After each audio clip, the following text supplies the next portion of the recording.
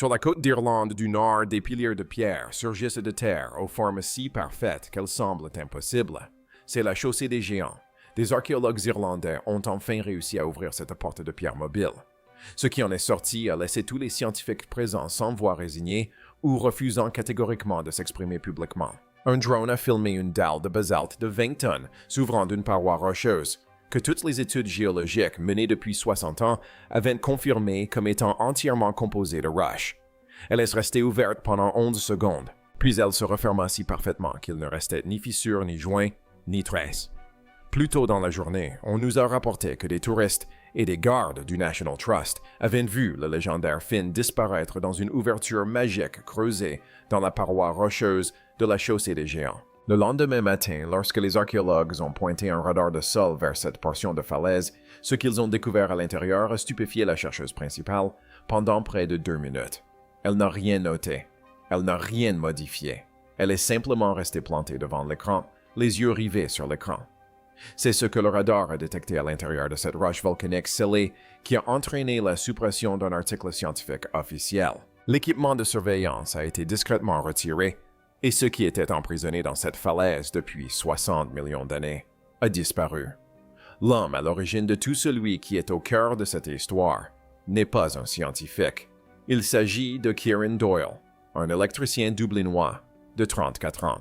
Un mardi soir de l'automne dernier, Doyle a quitté la ville en voiture pour se rendre en direction du nord, car les prévisions météorologiques annonçaient un ciel dégagé et une mer calme. Il voulait une vidéo panoramique de la côte d'Antrim pour son Instagram. Il l'avait déjà fait des dizaines de fois, faire voler le drone au-dessus des falaises, filmer quelques minutes, poster la meilleure image et rentrer chez lui. C'est l'un des sites les plus remarquables et les plus populaires d'Irlande du Nord, un lieu où se mêlent science et mythologie. Chaque année, des visiteurs affluent pour admirer la chaussée des géants, premier site du patrimoine mondial de l'île d'Émeraude. Il ne poursuivait pas de légende. Il ne cherchait rien d'inhabituel. Mais voilà ce que son drone a enregistré ce soir-là allait devenir l'une des séquences amateurs les plus analysées de mémoire récente. La vidéo montre une portion de la falaise de basalte qui se déplace sans s'effondrer ni glisser.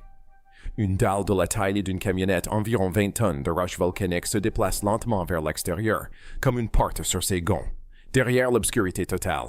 Le mouvement était fluide, délibéré, presque mécanique. Exactement 11 secondes. Puis la pierre a repris sa position initiale avec une précision chirurgicale. Aucune fissure, aucun interstice, aucune trace. Si vous étiez passé devant cette falaise 1 minute plus tard, vous n'auriez jamais rien remarqué. Doyle a failli ne pas publier la vidéo. Il pensait que son drone avait eu un problème technique ou que la lumière jouait des tours. Il l'a visionné 6 fois sur son téléphone et à chaque fois, il a constaté que les ombres se déplaçaient derrière la dalle. La vidéo a été filmée et vous avez vu sur ces images incroyables la porte s'ouvrir ici. Quelque chose était ouvert là-bas. Il a mis la vidéo en ligne le soir même. Le lendemain matin, son téléphone n'arrêtait pas de sonner. Géologues, journalistes, chercheurs universitaires, tous réclamaient la même réponse. Était-ce réel ou truqué? Et tenez-vous bien, l'un de ces appels provenait du docteur Sarah Brennan, la scientifique, qui était fascinée. Sarah Brennan, docteur en géologie à l'Université Queen's de Belfast, étudie les formations basaltiques d'Antrim depuis plus de 15 ans. Elle a publié des dizaines d'articles sur les structures rocheuses volcaniques de l'Atlantique Nord. Loin de s'intéresser aux vidéos virales, elle a failli rejeter la vidéo lorsque des collègues la lui ont envoyée. Puis, après l'avoir visionnée une deuxième puis une troisième fois, elle a appelé Doyle directement et lui a dit sans embâche que soit ces images violaient toutes les règles connues de la géologie, soit il s'agissait du canular le plus élaboré qu'elle ait jamais vu. Elle s'est rendue sur place le lendemain. Pour ceux qui ne connaissent pas, la chaussée des géants est une portion de la côte nord irlandaise composée d'environ 40 colonnes hexagonales de basalte, imbriquées, résultat d'une éruption volcanique. Il y a environ 60 millions d'années, lorsque la lave à plus de 100 degrés Celsius s'est refroidie pour former des piliers géométriques d'une perfection troublante. La légende locale raconte qu'un géant nommé Finn McCool les a construites comme un pont vers l'Écosse. Une belle histoire. Mais ce qui était réellement scellé à l'intérieur est tout autre chose. Tout autre chose. Voilà le hic. Malgré des siècles d'études de prospection géologique et de relevés de terrain, personne n'avait jamais décelé la moindre cavité dans ces falaises. Aucun texte ancien ne mentionnait une chambre cachée. Aucune légende n'en laissait présager l'existence. Le Dr. Brennan elle-même avait scanné des portions de ce littoral des dizaines de fois au cours de sa carrière, ne trouvant que de la roche solide à chaque fois, jusqu'à ce que le drone de Kieran Doyle la capture en photo. Quand on était plus jeune, on nous racontait qu'un géant colossal les avait formés en assemblant tous ces rochers. Mais quand on découvre la véritable histoire, je pense que c'est l'un des aspects les plus fascinants de la géologie d'Irlande du Nord. Si vous souhaitez suivre l'évolution de cette affaire, car elle est encore en cours, abonnez-vous et activez les notifications dès maintenant. Les preuves non encore rendues publiques sont celles qui changent tout. Ce que le radar a détecté le Dr. Brennan est arrivé aux coordonnées indiquées par les images de Doyle tôt le lendemain matin. Le temps était gris. Le vent soufflait latéralement depuis l'Atlantique. Elle installa son radar à pénétration de sol, calibra les capteurs, pointa l'antenne vers la paroi rocheuse et lança le balayage. Ce qui apparut sur son écran la figea sur place. Son assistant de terrain déclara plus tard avoir cru à un dysfonctionnement de l'appareil. Elle restait simplement immobile, sans réagir, sans prendre de notes, sans modifier les réglages, les yeux rivés sur l'écran pendant près de 2 minutes sans dire un mot. Voici ce que le radar a montré, ou plutôt, ce que les données semblaient indiquer, selon des témoignages qui restent à ce jour non vérifiés par un organisme indépendant, une immense chambre creuse dissimulée à l'intérieur de ce que tous les géologues ont toujours considéré comme du basalte massif d'une profondeur de 3 mètres et d'une largeur de 7 mètres. Une pièce scellée derrière de la roche volcanique sans entrée ni sortie, jamais détectée par aucun instrument. En soi, cela aurait dû être impossible, mais ce que le scan a révélé à l'intérieur de cette chambre la rendait presque insignifiante. Cette silhouette imposante se dressait dans l'obscurité, mesurant chacune entre 2 et 2 mètres disposées, selon une formation précise, espacée exactement de 1 mètre chacune, faisant face à la porte de pierre. Elles ne sont ni éparpillées au hasard, ni effondrées, mais alignées face à la sortie. Or voici l'explication, le basalte ne se forme pas autour d'objets. Il s'agit de lave refroidie, et non de roches sédimentaires qui s'accumulent au fil du temps. La seule explication plausible à la présence de ces silhouettes à l'intérieur de cette roche, c'était qu'elles étaient déjà en place, lorsque la lave était encore liquide, brûlant à plus de 100 degrés Celsius. Emprisonnée là depuis l'éruption qui a créé la chaussée des géants, il y a 60 millions d'années. Cette formation géologique est toujours en cours. En Islande, les mêmes processus qui ont créé la chaussée des géants se reproduisent aujourd'hui. Sans eux, l'humanité n'existerait pas.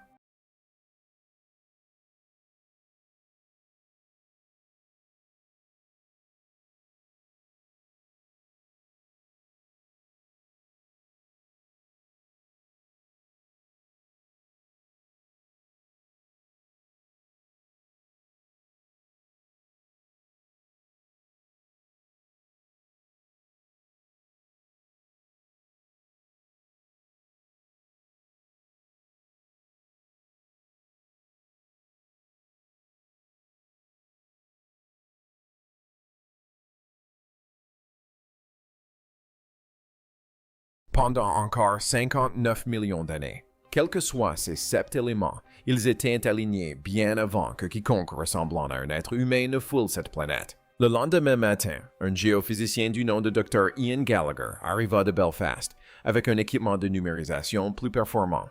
Gallagher est spécialisé dans l'imagerie du sous-sol, c'est-à-dire l'étude de ce qui se trouve enfoui sous la roche, le sol et le fond marin. Il a cartographié les réseaux fluviaux souterrains d'Europe du Nord et travaillé sur des relevés de la croûte terrestre profonde pour le gouvernement irlandais. Méthodique professionnel calme, le calme de quelqu'un qui scrute les images souterraines depuis des décennies sans jamais être surpris. 20 minutes plus tard, ses mains tremblaient tellement qu'il dut poser sa tablette sur une pierre et s'éloigner.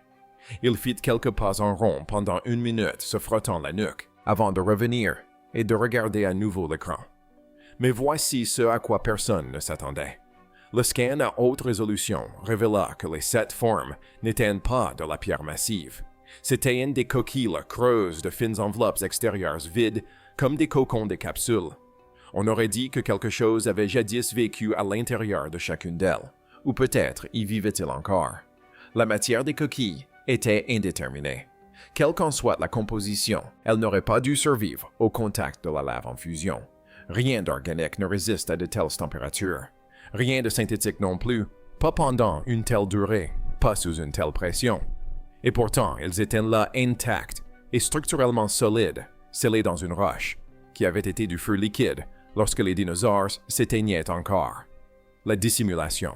Dans les 48 heures, les agences gouvernementales furent discrètement informées, courriel crypté, réunion à huis clos. Le site sur lequel le Dr. Brennan avait passé toute sa carrière allait lui être retiré. Une équipe d'une agence environnementale arriva sur place et publia un communiqué presque aussitôt. Les images du drone étaient un leurre dû à la réflexion de la lumière sur du basalte humide. Aucune chambre n'existait, aucune anomalie n'a été détectée. L'endroit était parfaitement normal. Mais voilà, leur propre consultante principale, le Dr. Brennan, en personne, a refusé de signer ce rapport. Elle a lu le projet de déclaration 2 fois, puis l'a repoussé sur la table sans même prendre un stylo. Un silence de mort s'est abattu sur la pièce. Personne n'a protesté. Personne ne repoussa le papier. Elle se leva, ramassa ses notes et partit. Ses collègues sur place racontent qu'elle laisse retourner une dernière fois à son ordinateur portable, a ouvert les données brutes du sonar, les a fixées du regard avant de fermer l'écran, puis est devenue complètement livide. La semaine suivante, elle a remis une lettre de démission de 4 phrases. La dernière phrase disait « J'en ai assez vu ». 3 mots. Sa seule conclusion scientifique après 15 ans d'études de ce littoral. Aucune explication, juste « J'en ai assez vu ». Et tenez-vous bien, l'agence a réagi très vite.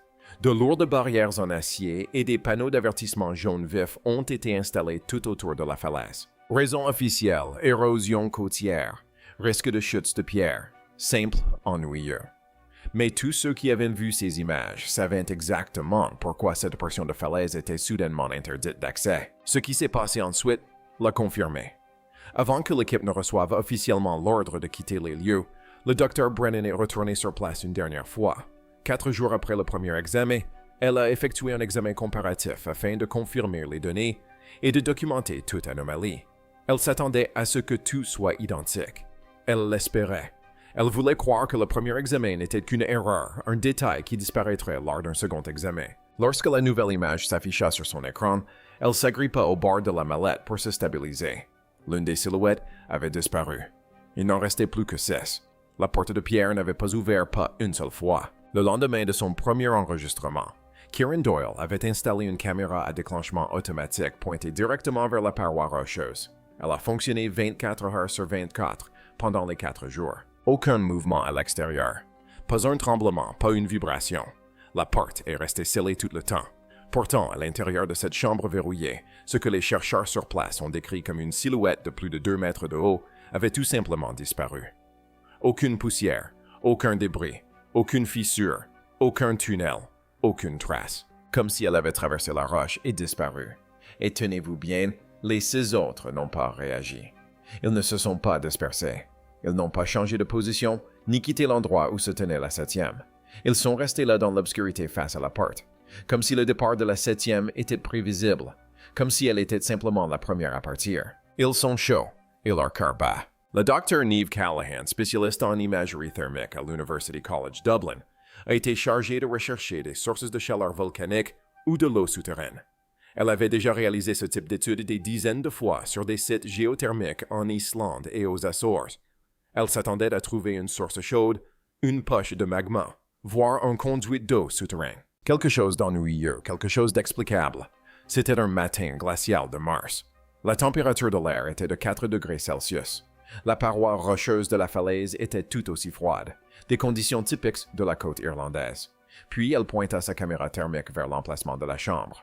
L'écran se couvrit d'orange et de rouge. Voilà ce qu'il en est. À l'intérieur de la pièce scellée, les données thermiques semblaient indiquer que les 6 objets restants dégageaient une chaleur de 99 degrés Fahrenheit, 37 degrés Celsius. C'est très loin de la température du corps humain. C'est la température corporelle humaine, la température interne exacte d'une personne en bonne santé. Il n'existe aucun mécanisme en géologie ou en thermodynamique qui explique comment quoi que ce soit puisse rester aussi chaud à l'intérieur de la pierre froide pendant un siècle, et encore moins pendant des millions d'années. La chaleur se dissipe toujours. Elle se propage vers l'extérieur et s'estompe. C'est une loi fondamentale de la physique, pas une théorie. Emprisonnée dans du basalte glacé, entouré d'air de l'océan Atlantique, toute substance chaude aurait dû atteindre l'équilibre avec la roche environnante en quelques jours et non en millions d'années. Quelques jours. Callahan a recalibré son équipement, changé les batteries, repositionné la caméra et effectué le balayage sous 3 angles différents. À chaque fois à 90, 9 degrés stable sans équivoque, elle emprunta une deuxième sonde thermique à Gallagher. Même résultat. Elle retourna auprès de ses collègues et leur demanda très sérieusement s'ils lui faisaient une blague. En voyant leur visage pâle et leurs lèvres serrées sans un rire, elle comprit que non. Sans un mot de plus, elle rangea son matériel dans sa voiture et resta sans réponse pendant 3 semaines, ni par courriel, ni par téléphone. Lorsqu'elle finit par répondre, ce fut en une seule phrase. « J'ai besoin de plus de temps pour assimiler ce que j'ai vu. » Mais voici ce à quoi personne ne s'attendait. L'équipe avait également installé des capteurs de vibration le long de la paroi rocheuse. Ce que ces capteurs ont enregistré constitue le détail le plus troublant de toute cette histoire, une pulsation rythmique se répétant toutes les 4 secondes, constant, régulier, immuable. Un chercheur principal, pesant ses mots, et admis officiellement que ce rythme était indiscernable d'un long battement de cœur. Les relevés thermiques étaient également instables. Ils dépassaient les 100 degrés Celsius sans déclencheur externe, puis retombaient à 99 degrés Celsius. Ces fluctuations ne correspondaient ni aux marées, ni aux conditions météorologiques, ni à aucun cycle géologique connu. L'équipe a effectué des corrélations avec la pression barométrique, les phases lunaires et l'activité sismique dans l'Atlantique Nord. Rien ne correspondait. La chaleur agissait de manière autonome comme si son origine réagissait à un facteur interne et non externe, quelque chose de vivant. Il se dirige vers la porte. Toutes les 72 heures, l'équipe effectuait une nouvelle analyse.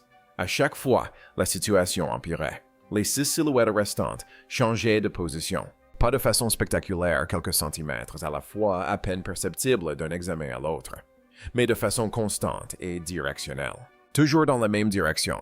Ils n'étaient plus disposés selon cette formation militaire précise. Ils s'étaient regroupés et avançaient inexorablement vers la porte de pierre scellée, lentement, délibérément, comme quelque chose qui se réveille d'un très long sommeil et décide qu'il est temps de partir. Les chercheurs ont superposé les données de position de chaque scan de 72 heures sur une seule image composite. Lorsqu'ils ont vu la trajectoire 6 points de données sur un chemin clair et ininterrompu vers la sortie, personne dans la pièce n'a rien dit pendant longtemps. Imaginez ce que cela signifie. Ces choses sont restées emprisonnées dans la roche volcanique bien avant l'apparition des mammifères. Elles ont survécu à toutes les espèces, toutes les civilisations, tous les empires qui se sont succédés.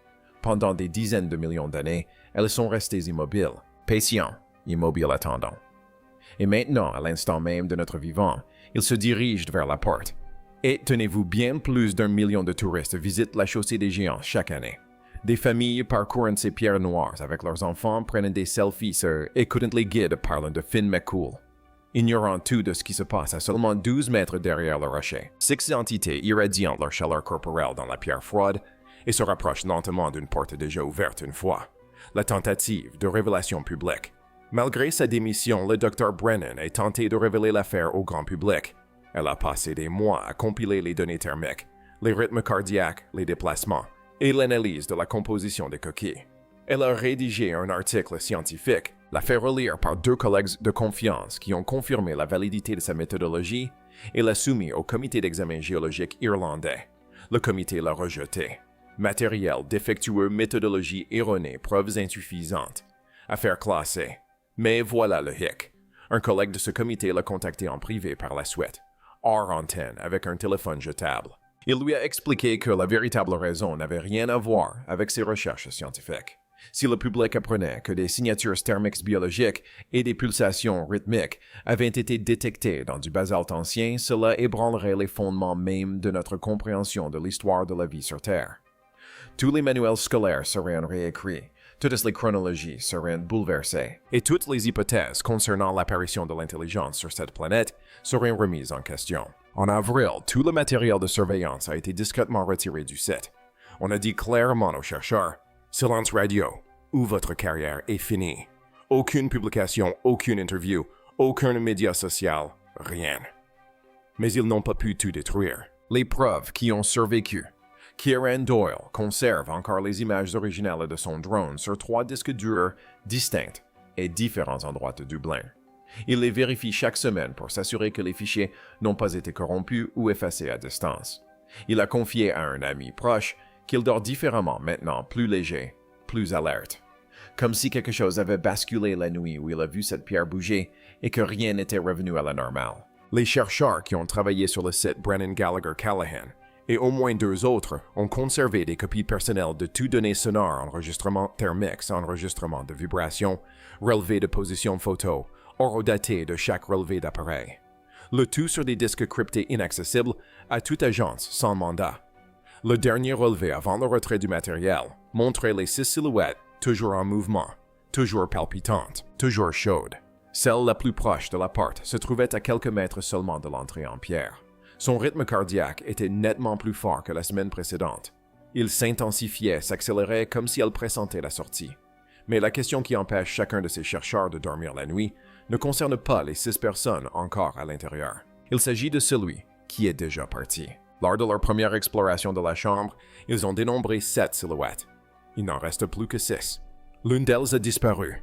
Elle n'a pas percé la pierre, n'a pas ouvert la porte et n'a laissé ni tunnel, ni fissure, ni éraflure, ni même un grain de poussière déplacé. Elle n'était tout simplement plus là. Alors, où est-il maintenant, quelque part sous l'Atlantique dérivant à travers des réseaux de grottes, sous les fonds marins irlandais, cachés dans une caverne inexplorée, le long de la côte enfouie dans une autre paroi rocheuse, que personne n'a songé à scanner, ou ailleurs encore. Sous une ville à l'intérieur d'une montagne se déplaçant dans des espaces que nous n'avons jamais pensé à explorer. Les 6 autres n'ont pas bronché lorsque le 7e a disparu. Ils ne se sont ni dispersés ni réorganisés. Ils ont simplement continué à avancer vers la porte patiemment, régulièrement, comme si ce départ était attendu. Comme si c'était simplement le premier à partir. Comme s'ils attendaient tout leur tour. Nous avons passé toute notre existence à croire que nous étions les premiers êtres intelligents à avoir foulé cette planète. Ces chiffres disent le contraire. Quelque chose était là bien avant nous, scellé dans la pierre rayonnant de chaleur, palpitant d'un rythme qui ressemble trait pour trait à un battement de cœur attendant à l'intérieur de cette roche, tandis que chaque civilisation que nous avons bâtie s'élevait et s'effondrait à sa surface.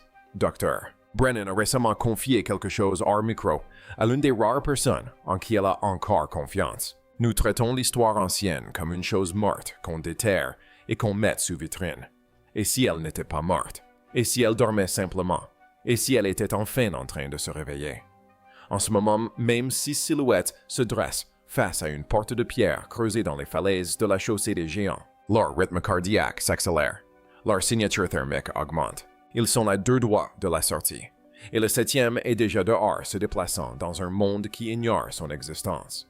Pensez-vous que ces 6 personnes sont encore derrière cette porte?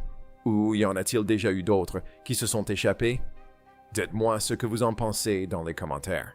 Et si vous voulez être informé dès que de nouveaux éléments apparaissent dans cette affaire, abonnez-vous et activez les notifications car elle est loin d'être terminée.